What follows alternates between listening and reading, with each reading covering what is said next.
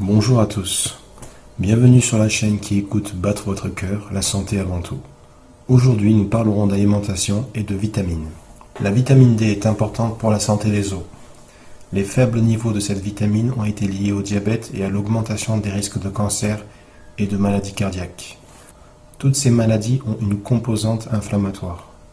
La vitamine D est importante pour absorber le calcium. La vitamine C joue un rôle crucial dans la construction du collagène, un composant important de l'os qui finit par se détériorer avec l'âge. De plus, il régule la fonction des cellules souches et ralentit le développement du cancer. Voici quelques aliments riches en vitamine C.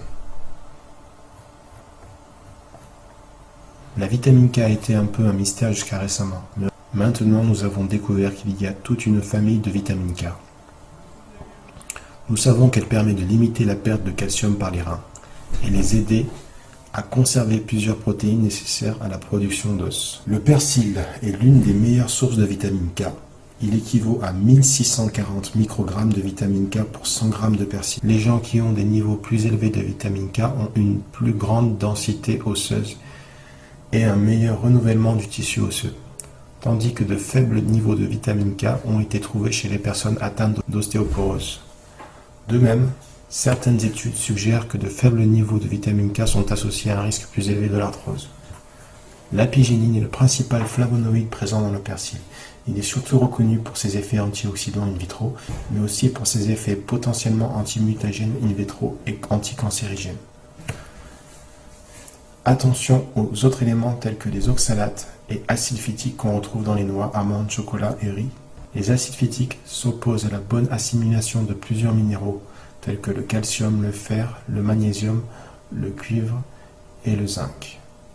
Des recherches ont démontré que la consommation d'acides phytiques peut mener à certaines carences, à une perte osseuse, à l'anémie, la dépression et à un affaiblissement du système immunitaire. Sa concentration peut être réduite quand vous faites tremper les légumineuses et oléagineux. Placez les noix ou autres dans un récipient en verre contenant de l'eau en recouvrant les aliments pour une nuit, puis rincez et consommez. Il est important d'éviter de manger trop de viande rouge. Il faut privilégier la volaille et le poisson plutôt que la viande rouge.